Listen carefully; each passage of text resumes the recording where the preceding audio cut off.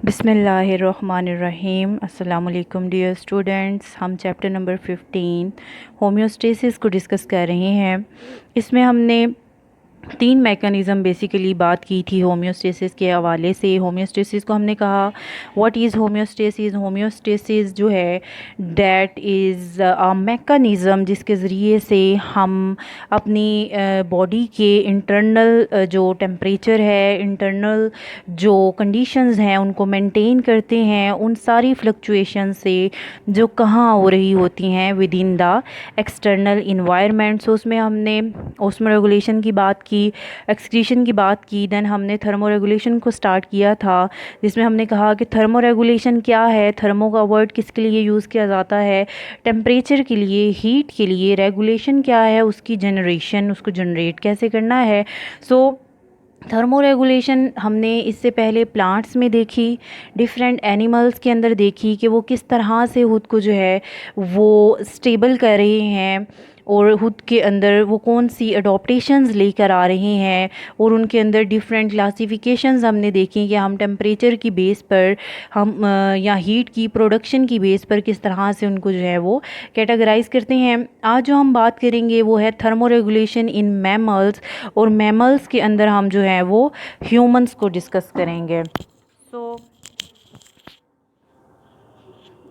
Humans के अंदर सबसे पहले जो रेगुलेटरी स्ट्रेटजीज़ हम देखेंगे उसमें मैमल्स जो हैं, जिसमें ह्यूमंस की हम बात करें तो ये टेम्परेचर मेंटेन करते हैं with in a narrow range. Narrow range कौन सी है, वो 36 से लेकर 38 डिग्री सेल्सियस तक है।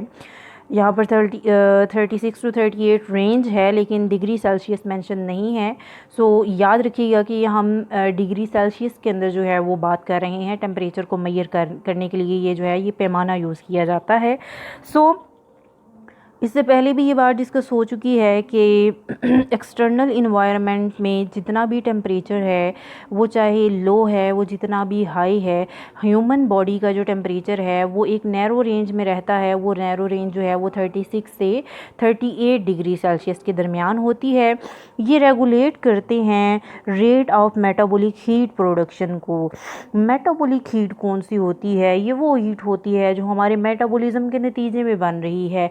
आपने कभी ये चीज़ ऑब्ज़र्व की होगी कि सर्दियों के ड्यूरेशन में या गर्मियों में भी जब हम नाश्ता करते हैं, व्हेन वी हैड ब्रेकफास्ट करने के बाद जो हमारी बॉडी के अंदर हीट की प्रोडक्शन है वो तेज़ हो जाती है। सर्दियों में आपने नाश्ता ना किया हो, उस दिन आप अपनी सर्दी की जो कंडीशन है उसको चेक करें, और एक दिन जब आपने नाश्ता किया हुआ है तो उस दिन ओब्वियसली ये यकीनी बात है कि आपको ठंड की मिकदार में कमी महसूस होगी, आपके जिस्म को कम ठंड लगेगी। ऐसा क्यों होता है? ऐसा इसलिए होता है कि जब हम नाश्ता कर रहे हैं या फूड हमारी बॉडी के अंदर जा रहा है तो देन इसके प्रोसेस स्टार्ट हो जाता है डाइजेशन का।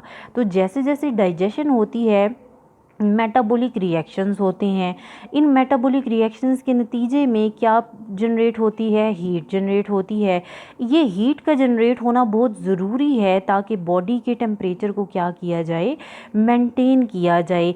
ये हीट की प्रोडक्शन सर्दियों के अंदर और वेपोरेटिव कूलिंग यानी कि ये जो स्वेट का बनना होता है इसका गर्मियों के अंदर बनना, ये दोनों बहुत लाजमो मलजूम प्रोसेसेस हैं ह्यूमन के अंदर टेम्परेचर को मेंटेन रखने के लिए। तो जब मेटाबॉलिक हीट प्रोड्यूस होती है तो ये क्या करती है, ये बैलेंस करती है उस रेट को जिसके ज़रिए से हम गेन कर रहे हैं या हम लॉस कर रहे हैं हीट को सराउंडिंग से। हम जो फूड ले रहे हैं कहाँ से ले रहे हैं, सराउंडिंग से, और जो हीट जनरेट हो रही है हमारी बॉडी में वो भी किसकी वजह से है, फिर उस सराउंडिंग से ली जाने वाली हीट की वजह से है, जिसको हम एज अ मेटाबॉलिक हीट बाद में क्या कर रहे हैं, यूज़ कर रहे हैं। आप सर्दियों में एक और एग्जांपल लें, जब हम एक्सरसाइज करते हैं, जब आप भागते हैं तो हमारी बॉडी में मेटाबॉलिक एक्टिविटीज़ क्या हो जाती हैं, तेज़। उस नतीजे में भी क्या होता है कि हमें हीट प्रोड्यूस होती है। उस हीट प्रोड्यूस के होने की वजह से हमारी बॉडी में मेटाबॉलिक रिएक्शंस का रेट क्या हो जाता है, तेज़। और अगर आप सर्दी में वॉक कर रहे हैं तो आपको सर्दी की शिद्दत में कमी महसूस होती होती है। तो ये रेगुलेटरी स्ट्रेटजीज़ हैं कुछ जो हमारे अंदर पाई जा रही हैं, जिसके ज़रिए से हम रेट ऑफ हीट को क्या कर रहे हैं, मेंटेन, इसी को हम थर्मो रेगुलेशन का नाम देते हैं। सो जो रेट ऑफ प्रोडक्शन है हीट का, उसको हम इंक्रीज़ कर सकते हैं किस तरह से, जब हम मसल कॉन्ट्रैक्शन को इंक्रीज़ करते हैं। और मसल कॉन्ट्रैक्ट कब करते हैं, हमारे जिस्म के ऊपर हड्डियाँ हैं जिसको हम अपना एंडोस्केलेटन कहते हैं। हमारा हड्डियों का ढांचा जो है वो इनर साइड पर है, और उसके ऊपर जो चीज़ है वो क्या है, गोश्त। उस गोश्त को हम क्या कहते हैं, मसल्स। हम ये जो हाथ मूव करते हैं ना, खाना खाने के लिए भी आप प्लेट में से खाना लेके मुंह तक लेके आते हो, उस प्लेट से लेकर मुंह तक आने के लिए भी मसल्स इन्वॉल्व हैं। वो मसल्स क्या कर रहे हैं, कॉन्ट्रैक्ट भी कर रहे हैं और रिलैक्स भी कर रहे हैं। जैसे कि जो मेल होते हैं उनको बाइसेप मसल्स बनाने का बहुत शौक होता है, तो वो जो बाइसेप मसल्स बनते हैं ना, उसमें muscles at a time contract भी होते हैं और रिलैक्स भी हो रहे होते हैं। सो इस तरह के मैकेनिज़्म को जिसमें मसल की कॉन्ट्रैक्शन हो रही है, इसको हम कहते हैं शिवरिंग थर्मोजेनेसिस। ये वो अमल है जिसके ज़रिए से हम हीट की प्रोडक्शन को इंक्रीज़ कर रहे हैं मसल मूवमेंट के ज़रिए से। यानी आप तेज़ तेज़ वॉक भी करें इवन सर्दियों में, तो आपके अंदर हीट डेवलप होना शुरू हो जाती है। इस फिनोमेना को हम कहते हैं शिवरिंग थर्मोजेनेसिस। देन इसके अलावा हार्मोन्स भी हैं हमारी बॉडी में जो ट्रिगर कर रहे हैं हीट प्रोडक्शन को, जैसे कि थायराइड हार्मोन है। और जो हार्मोन्स की मदद से हम हीट प्रोड्यूस कर रहे हैं उसको हम नाम देते हैं नॉन शिवरिंग थर्मोजेनेसिस का, यानी जिसके अंदर मसल्स इन्वॉल्व नहीं हैं उनको हम नॉन शिवरिंग थर्मोजेनेसिस का नाम देते हैं। इसी तरह कुछ मैमल्स जो हैं उनके अंदर ब्राउन फैट होती है। फैट क्या है, चर्बी, which is specialised for rapid heat production, और ये रैपिड हीट प्रोडक्शन के लिए बड़ी ज़्यादा इम्पॉर्टेंट होती है। आप ये चीज़ ऑब्ज़र्व करिएगा, एक बज़ाहिर देखने में जो दुबला पतला इंसान है और एक वो जो हेल्दी इंसान है जिसके ऊपर फ़ैट काफ़ी ज़्यादा मिकदार में है, उन दोनों में से वो इंसान जो दुबला पतला है जिसके ऊपर फ़ैट की कमी है, यानी वो कमज़ोर है, उसको जो सर्दी की शिद्दत है वो ज़्यादा महसूस होगी बनिस्बत उसके जो थोड़ा हेल्दी है, मोटा है। ऐसा क्यों? क्योंकि जो फ़ैट है उसी की एक टाइप है ब्राउन फ़ैट। तो ये मैमल्स जो पोजेस करते हैं इसको, ये क्या करवाती है, फ़ैट उनके अंदर रैपिड हीट प्रोडक्शन जो है वो करवाती है। देन जो ओवर प्रोडक्शन हो जाती है हीट की, वो डिसिपेट हो जाती है, ज़ाया हो जाती है। किसके ज़रिए से? एक्सपोज्ड सरफेसेस के ज़रिए से। किस तरह से? इंक्रीज़ करने के ज़रिए से ब्लड फ़्लो को, और एवेपोरेटिव कूलिंग के नतीजे में। जब बहुत ज़्यादा एक्सरसाइज कर ली जाती है तो शुरू में हमें स्वेटिंग का एहसास, एवेपोरेटिव कूलिंग यानी पसीना नहीं बन रहा होता, लेकिन with the passage of time अब बहुत ज़्यादा जब हैवी वर्कआउट करते हैं, एक्सरसाइज करते हैं, तो आपकी बॉडी के ऊपर जो है वो पसीना आना शुरू हो जाता है। वो इसलिए आ रहा होता है कि जो बहुत ज़्यादा हीट बन गई है बॉडी के अंदर उसको क्या किया जा सके, डिसिपेट किया जा सके। मैमल्स की स्किन जो है ये बहुत इम्पॉर्टेंट ऑर्गन है थर्मो रेगुलेशन के अंदर। ये बात जो है ये आपको पता है, हमारी स्किन के ऊपर, हमारे फेस के ऊपर, हमारी बॉडी के जो है वो हर हिस्से पर जो है वो हम स्वेट को महसूस करते हैं। तो ये एक थर्मो रेगुलेटरी ऑर्गन के तौर पर जो है हमारी स्किन काम कर रही होती है in the case of mammals. Then जब हम थर्मो रेगुलेशन की बात करते हैं, जो कंडीशन आती है हमारे पास टेम्परेचर को लेकर, वो दो तरह की है। या तो हमारे पास कोल्ड टेम्परेचर है या क्या है, वार्म टेम्परेचर है। तो दोनों टेम्परेचर्स को लेकर हमारे अंदर क्या होनी है, मैकेनिज़म्स होंगे या क्या होंगी, अडॉप्टेशंस होंगी। सो कोल्ड टेम्परेचर के अंदर देखते हैं मैमल्स के पास बहुत सारे मैकेनिज़म्स होते हैं जिसके ज़रिए से वो रेगुलेट करते हैं हीट एक्सचेंज को इन्वायरमेंट के साथ। यहाँ पर जो दो मैकेनिज़्म है कोल्ड टेम्परेचर को लेकर, वो है वैज़ो डायलेशन एंड वैज़ो कंस्ट्रिक्शन। डायलेशन कहते हैं किसी भी चीज़ के फैलाव को, कंस्ट्रिक्शन कहते हैं किसी भी चीज़ के सिकुड़ाव को। वैज़ो क्या है? वैज़ो का वर्ड यूज़ किया जाता है वेसल्स के लिए, और वेसल्स किसका हिस्सा है? ब्लड का। जो खून हार्ट के अंदर पाया जा रहा है, दिल के अंदर, वो जिन नालियों के ज़रिए से बॉडी में जाता है उनको हम कहते हैं वेसल्स। तो ये नालियाँ जो हैं खून की, ये सिकुड़ती भी हैं और फैलती भी हैं। इस वजह से भी क्या होता है, हीट एक्सचेंज, और ये कंट्रीब्यूट करता है रीजनल टेम्परेचर डिफरेंसेस के साथ विद इन एन एनिमल। यानी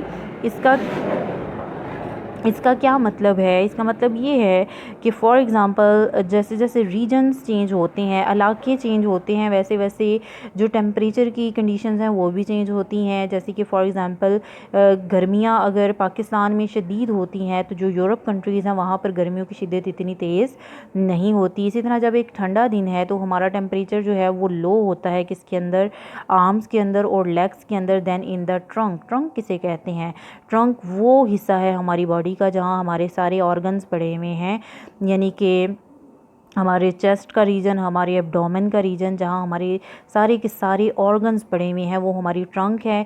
जबकि हमारी लेग्स और हमारी आर्म्स जो हैं ये ट्रंक से अवे जो हैं वो मूव करती हैं। तो ये चीज़ आपने ऑब्ज़र्व की होगी कि सर्दी की शिद्दत हमें ज़्यादा लेग्स में महसूस होती है, टांगों में, पाँव में, बाजुओं में, हाथों में, लेकिन ट्रंक में नहीं। क्यों? क्योंकि जो मेटाबॉलिक एक्टिविटी है ना ज़्यादा, वो कहाँ हो रही है, ट्रंक में। और वेसल्स, मेन ब्लड जो है वो सर्कुलेशन उसकी स्ट्रॉन्ग है इन रीजन्स के अंदर। लेकिन जैसे जैसे पाँव की तरफ आती हैं वेसल्स, कैपिलरीज, तो वो क्या होना शुरू हो जाती हैं, डिवाइड। तो उनको आने में भी टाइम लग रहा है ब्लड को, और हीट को पहुंचने में भी क्या लग रहा है, टाइम। मोस्ट लैंड मैमल जो हैं ये रिस्पॉन्ड करते हैं कोल्ड टेम्परेचर को कि ये अपने अंदर फर में इजाफा कर लेते हैं। यानी जैसे उन मैमल्स की बात हो रही है जिनके अंदर जो है ये प्लूमेज वगैरह होते हैं, जिनके पर वगैरह होते हैं, तो वो क्या करते हैं, अपनी फर में इजाफा कर लेते हैं, thereby trapping thick layer of steel layer, जिसकी वजह से क्या होता है कि वो उनकी फ़र के अंदर जब हवा आती है तो वहीं पे रुक जाती है, और ये एक इंसुलेटर के तौर पर काम कर रहे हैं एनिमल की स्किन के दरमियान और उसकी सराउंडिंग के दरमियान। देन जो हम बात करेंगे वो है, अब ह्यूमंस की बात करें तो ह्यूमंस के पास सिर्फ क्या है, जस्ट एक लेयर है फैट की जो इंसुलेट कर रही है इनकी स्किन को as insulating material against heat loss. हमारी स्किन हमें हीट लॉस से क्या कर रही होती है, बचा रही होती है। इसी तरह जो मेरीन मैमल्स हैं जैसे कि वेल है, सील्स हैं, ये क्या करती हैं, ये इनहेबिट करती हैं मच कोल्डर वाटर, ये बहुत ठंडे पानी में रहती हैं, देन देयर बॉडी टेम्परेचर। लेकिन इनका बॉडी का टेम्परेचर क्या होता है, गर्म। Have a very thick layer of insulating fat, इनके पास बड़ी थिक यानी कि बड़ी मोटी तय होती है फैट की, जिसको हम ब्लबर का नाम देते हैं, और ये कहाँ होती है, अंडर द स्किन। अब देखें इन्वायरमेंट बहुत ठंडा है, लेकिन इन्होंने अपनी बॉडी के टेम्परेचर को क्या किया हुआ है, मेंटेन, किसकी मदद से, ब्लबर की मदद से। और ब्लबर क्या है, एक फ़ैट की लेयर है, चर्बी की लेयर है, जो इन्होंने अपने ऊपर बहुत ज़्यादा चढ़ाई हुई है ताकि ये अपने आप को उस कोल्डर वाटर से बचा सकें। देन वार्म टेम्परेचर की बात करते हैं तो जो मेरीन मैमल्स डिस्पोज करते हैं हीट को वार्म सीज के अंदर by large number of blood vessels in the outer layer of skin. अब वो मेरीन मैमल्स जो पानी के अंदर हैं वो भी हीट को लॉस कर रहे होते हैं, किसके ज़रिए से, लार्ज ब्लड वेसल्स के ज़रिए से, जो कहाँ पाई जाती हैं, उनकी स्किन के अंदर। ये जो डिसिपेट हो रही है heat from their skin, okay, इसी की मदद से वो डिसिपेट यानी ज़ाया कर रहे हैं हीट को अपनी स्किन के ज़रिए से, कहाँ, इन्वायरमेंट के अंदर। टेरेस्ट्रियल मैमल्स जो हैं इसके बदले में एवेपोरेटिव कूलिंग करते हैं, जैसे कि ह्यूमंस, इनके पास स्वेट ग्लैंड्स हैं और एवेपोरेटिव कूलिंग है। इसको ये मेजर टेम्परेचर रिड्यूसिंग स्ट्रेटजी के तौर पर इस्तेमाल करते हैं। एक और बिहेवियर है जिसको कहते हैं पेंटिंग। पेंटिंग भी एवेपोरेटिव कूलिंग करता है, और ये किसके रास्ते में होता है, रेस्पिरेटरी ट्रैक के। ये एक और मैकेनिज़्म है, और ये रिप्रेजेंट किया जाता है डॉग्स में। आपको पता है जो डॉग्स होते हैं उनको कभी भी जिस्म पर पसीना नहीं आता, उनके ज़ुबान पर पसीना आता है। क्यों? आप देखिए कि जब डॉग जो है या कुत्ता जो है बहुत भाग के आता है तो वो अपनी ज़ुबान बाहर निकालता है और उसके ऊपर से रालें टपक रही होती हैं, वो रालें जो होती हैं वो उसका पसीना होती हैं। इस फिनोमेना को हम नाम देते हैं पेंटिंग का, और ये डॉग्स के अंदर होता है। इसी तरह बैट्स यानी जो चमगादड़ हैं ये सलाइवा को और यूरिन को यूज़ करती हैं एवेपोरेटिव कूलिंग के लिए। अब हम मैकेनिज़्म देखते हैं, फीडबैक कंट्रोल कैसे हो रहा है थर्मोरेगुलेशन के लिए। हमारी बॉडी का टेम्परेचर रेगुलेट होता है ह्यूमंस में कॉम्प्लेक्स होम्योस्टेटिक फंक्शन की बेस पर, जिसको हम फीडबैक मैकेनिज़्म कहते हैं, जिसको हमने बहुत पहले लेक्चर में डिस्कस किया था, अगर आपको याद हो तो। होम्योस्टेटिक थर्मोस्टेट जो है ये प्रेजेंट है हाइपोथैलेमस में, और हाइपोथैलेमस किसका हिस्सा है? ब्रेन का। याद रखिएगा, हमारे ब्रेन का हिस्सा कौन सा? हाइपोथैलेमस। हाइपोथैलेमस के अंदर मटर के दाने जितना एक ग्लैंड, जिसको क्या कहते हैं? पाइट्यूटरी ग्लैंड। वो पाइट्यूटरी ग्लैंड कंट्रोल कर रहा है, वो मास्टर ग्लैंड है। मास्टर समझते हैं ना, आका, उस्ताद। वो पूरी बॉडी के अंदर बनने वाले जितने भी ग्लैंड्स हैं, जितने भी हार्मोन्स हैं, उनको क्या कर रहा है? कंट्रोल। इसी तरह जो चेंजिंग आ रहा है टेम्परेचर में, और जब वो ये सेट पॉइंट से डिस्प्लेस करता है, यानी कि 37 डिग्री सेल्सियस से ऊपर या कम होता है टेम्परेचर, तो क्या होता है? थर्मो रिसेप्टर्स जो होते हैं स्किन के, वो एक्टिव हो जाते हैं। रिसेप्टर्स समझते हैं, जो रिसीव करते हैं स्टिमुलस को, मैसेज को। हमें कैसे पता चलता है भाई सर्दियाँ आ गई हैं, गर्मियाँ आ गई हैं? हमारी स्किन इसको महसूस करती है। तो समझ आई कि थर्मो रिसेप्टर्स जो हैं वो कहाँ पाए जाते हैं? हमारी स्किन के अंदर, जो टेम्परेचर के चेंज को बताते हैं। तो मैसेज किसके पास जाता है? ब्रेन के पास। जब ब्रेन के पास जाता है तो वो ऑर्डर देता है किसको? हार्मोन्स को, ग्लैंड्स को, कि वो सेक्रीशंस रिलीज़ करें, क्योंकि उस चीज़ की ज़रूरत होती है। देन हाइपोथैलेमस और जो दूसरे पार्ट्स हैं नर्वस सिस्टम के, वो सेंड करते हैं सिग्नल सिस्टम को कि वो क्या करे? ब्लड फ्लो को इंक्रीज़ करे स्किन के अंदर। ऐसा किस सूरत में होगा? जब सर्दियां हैं। या वो क्या करे? स्वेट ग्लैंड्स को एक्टिव करे। और ऐसा कब किया जाएगा? जब गर्मियां हैं, जब टेम्परेचर ज़्यादा है। और स्वेट जो है ये जब एवेपोरेट होगा तो फिर कौन सा एहसास होगा? कूलिंग का। कोल्ड टेम्परेचर में क्या होता है? कोल्ड रिसेप्टर्स सेंड करते हैं इम्पल्स को, किसको? हाइपोथैलेमस को। रिसेप्टर्स मैसेज किसको भेजते हैं? ब्रेन को। ब्रेन में किसके पास? हाइपोथैलेमस के पास, कि वो क्या करे? इनहिबिट, रोक दे हीट लॉस मैकेनिज्म को, और एक्टिवेट कर दे हीट कंजर्व मैकेनिज्म को। कंजर्वेशन मीन महफूज करिए हीट को। This includes constriction of superficial blood vessel. इससे क्या होता है कि जो ब्लड वेसल्स हैं वो कॉन्ट्रैक्ट करती हैं, रिलैक्स करती हैं, जिसको हम कहते हैं shivering and non shivering mechanisms. इसको समझने के लिए आप यहाँ पर फिगर देखें तो आपको लिखा नज़र आ रहा है होम्योस्टेसिस, जिसमें इंटरनल टेम्परेचर 36 से 38 डिग्री सेल्सियस तक है। अब पहली कंडीशन हमारे पास क्या है? Increased body temperature. बॉडी का टेम्परेचर क्या कर गया है? इंक्रीज। इस सूरत में थर्मोस्टेट किसके अंदर? हाइपोथैलेमस के अंदर एक्टिवेट करता है कूलिंग मैकेनिज़्म। यानी जब टेम्परेचर इंक्रीज़ किया, रिसेप्टर्स यानी स्किन ने मैसेज भेजा दिमाग के अंदर, किसको? हाइपोथैलेमस को, और उसने कौन सा मैकेनिज़्म जनरेट कर दिया? Cooling mechanism. अब इसके नतीजे में क्या होगा? दो काम। पहला काम क्या होगा? स्वेट ग्लैंड सक्रीट करेंगे स्वेट, जिसकी वजह से कूलिंग का एहसास होगा बॉडी को। और ब्लड वेसल्स जो हैं स्किन के अंदर ये डायलेट करेंगी, कैपिलरीज फिल करेंगी हीट को, और कैपिलरीज फिल हो जाएंगी और रेडिएट करेंगी हीट को फ्रॉम द स्किन। दोनों सूरतों में क्या होगा? बॉडी का टेम्परेचर डिक्रीज़ होगा। थर्मोस्टेट, जब बॉडी का टेम्परेचर डिक्रीज़ हो जाएगा तो thermostat shut off cooling mechanism, वो बंद कर देगा कूलिंग मैकेनिज़्म को। यहाँ से लेकर यहाँ तक थर्मोस्टेट के शट ऑफ करने से पहले तक जो मैकेनिज़्म था that was positive feedback mechanism. इसके बाद जब मज़ीद ज़रूरत नहीं रही कि बॉडी के टेम्परेचर को डिक्रीज़ किया जाए, तो उस वक़्त एक और मैकेनिज़्म जनरेट होता है जिसको कहते हैं नेगेटिव फीडबैक मैकेनिज़्म। ये मैकेनिज़्म क्या करवा रहा है? शट ऑफ करवा रहा है कूलिंग मैकेनिज़्म को। Is that clear? और उसके बदले में क्या हो गई? होम्योस्टेसिस, यानी कि इंटरनल टेम्परेचर दोबारा 36 से 38 पर आ गया है। अब दूसरी कंडीशन क्या है? Decreased body temperature. इस सूरत में क्या होगा कि अगेन थर्मोस्टेट हाइपोथैलेमस में एक्टिवेट करेगा वार्मिंग मैकेनिज़्म को। यहाँ पर भी दो चीज़ें होंगी। ब्लड वेसल स्किन के अंदर कॉन्स्ट्रिक्ट करेंगी, यानी कि सिकुड़ेंगी और रिड्यूस करेंगी हीट लॉस को। और इसी तरह जो स्केलेटल मसल्स हैं वो कॉन्ट्रैक्ट करेंगे, यानी कि फैल जाएंगे, और शिवरिंग जनरेट होगी, हीट जनरेट होगी। दोनों सूरतों में क्या होगा? बॉडी का टेम्परेचर इंक्रीज़ कर जाएगा। जब बॉडी का टेम्परेचर इंक्रीज़ कर जाएगा, मज़ीद टेम्परेचर को इंक्रीज़ करने की ज़रूरत नहीं रहेगी, तो थर्मोस्टेट शट ऑफ कर देगा दोबारा से, किसको, वार्निंग मैकेनिज़्म को, और टेम्परेचर जो है वो दोबारा क्या हो जाएगा 36 से 38। सो इस तरह से ये मैकेनिज़्म जो है वो आपको ह्यूमंस के अंदर जनरेट होते हुए नज़र आते हैं। अब जो हम बात करेंगे वो वेरी लास्ट टॉपिक है आपके इस चैप्टर का, जिसको कहते हैं टेम्परेचर इन फीवर, जिसको पायरेक्सिया का नाम दिया जाता है।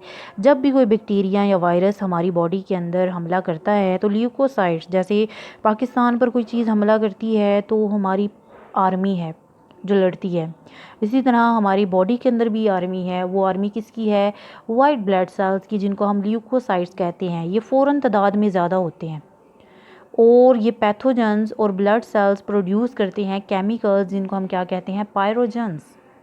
ये पायरोजेंस क्या करते हैं, ये डिस्प्लेस, हिला देते हैं सेट पॉइंट किसका, हाइपोथैलेमस का, अबव द नॉर्मल पॉइंट। और नॉर्मल पॉइंट कितना है, 37 डिग्री सेल्सियस। जब 37 डिग्री सेल्सियस से ज़्यादा होगा टेम्परेचर तो उसको हम कहते हैं फीवर और हाई टेम्परेचर। ये फ़ायदा है किससे, वायरल और बैक्टीरियल इन्फेक्शन से। देखें, जब तक बॉडी का टेम्परेचर ज़्यादा नहीं होगा हमें कैसे पता चलेगा कि कोई वायरस, कोई बैक्टीरिया हमारी बॉडी के अंदर एंटर हो चुका है। तो फीवर कोई बीमारी का नाम नहीं है, ये सिर्फ हमें बताने के लिए एक स्टिमुलस दिया जाता है कि हमारी बॉडी में कोई बैक्टीरिया, कोई वायरस घुस आया है। सो पायरोजेंस प्रोड्यूस किए जाते हैं और फीवर हो जाता है, जो कि हमें हेल्प करता है कि हम स्टिमुलेट करें प्रोटेक्टिव मैकेनिज़्म पैथोजन के अगेंस्ट। एक टॉपिक हमारा रह गया था, वो हम लास्ट पे डिस्कस करेंगे, that is regulation of heat exchange between animals and environment. Animals अपने इन्वायरमेंट के दरमियान हीट एक्सचेंज करने के लिए कौन सी स्ट्रैटेजी इस्तेमाल करते हैं, किस तरह से रेगुलेट करते हैं। तो इसमें पहली जो अडॉप्टेशन है वो है स्ट्रक्चरल अडॉप्टेशन। स्ट्रक्चरल अडॉप्टेशन में क्या है कि ये लॉन्ग टर्म चेंजेस से बचने के लिए अपने अंदर सबडर्मल फैटी लेयर यानी कि चर्बी जमा कर लेते हैं, और ये इनको इंसुलेशन प्रोवाइड करती है और पिलेज वगैरह की फॉर्मेशन कर लेते हैं ये अपने अंदर। देन जो स्वेट ग्लैंड्स की प्रेजेंस है और लंग्स जो हैं ये भी मॉडिफाइड हैं पैंटिंग के लिए, जो आपने पीछे पढ़ा कि डॉग्स के अंदर होती है, ये भी एक इनकी अडॉप्टेशन है, स्ट्रक्चरल अडॉप्टेशन। देन जो दूसरी अडॉप्टेशन है इसको हम फिजियोलॉजिकल अडॉप्टेशन कहते हैं। फिजियोलॉजिकल मीन फंक्शनिंग के एतबार से अडॉप्टेशन जो आ रही है, क्या करते हैं, ये रेगुलेट करते हैं ब्लड फ्लो को स्किन के अंदर superficially, greater blood flow in the warmth to dissipate heat. जब गर्मी है तो डिसिपेट किया जाएगा हीट को और लो कर दिया जाएगा हीट के डिसिपेट करने के प्रोसेस को, जब क्या है सर्दी, ताकि हीट लॉस को मिनिमाइज़ किया जाए, इकोनोमाइज़ किया जा सके। इसके अलावा एक्टिवेशन है मसल्स की, जो प्लूमेज फल्फिंग के तौर पर पाए जाते हैं, यानी जो इनमें पर वगैरह होते हैं, तो ये जो प्लूमेज हैं, ये पर हैं, ये जो फीदर्स हैं एनिमल्स के, मैमल्स के, ये इनको हेल्प आउट कर रहे होते हैं कि ये अपने अंदर जो है वो स्टोर कर ले ज़्यादा से ज़्यादा हीट को। इसी तरह जो स्वेट ग्लैंड्स हैं ये एवेपोरेटिव कूलिंग करवाते हैं। ये फिजियोलॉजिकल अडॉप्टेशंस हैं। देन वेरी लास्ट टॉपिक वो है बिहेवियरल अडॉप्टेशन।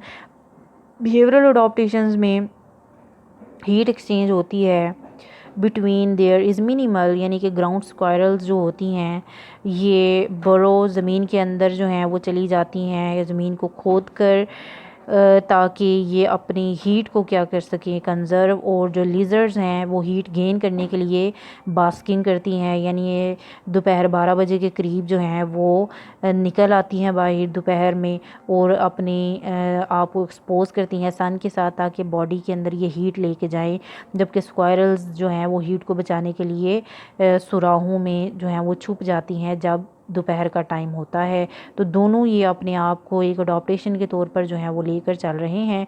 इसी तरह एनिमल्स जो हैं वो कंट्रोल करते हैं amount of surface area available for heat exchange by adjusting their postures, यानी जो हीट को बचाने के लिए डिफरेंट पोस्चर्स जो हैं वो एनिमल्स अडॉप्ट करते हैं, देते हैं, ताकि वो अपने अंदर हीट को क्या कर सकें, अडॉप्ट कर सकें। अपने अंदर जो हैं वो डिफरेंट अडॉप्टेशंस रखते हुए एनिमल्स जो हैं वो अपने अंदर थर्मोरेगुलेशन के फिनोमेना को कंट्रोल कर रहे होते हैं। आपका ये चैप्टर जो है वो कंप्लीट हो गया। नेक्स्ट जो है वो हम नेक्स्ट चैप्टर के साथ जो है वो इंशाल्लाह अपनी नेक्स्ट क्लास जो है वो उसमें डिस्कशन लेकर आएंगे। आपका बहुत बहुत शुक्रिया।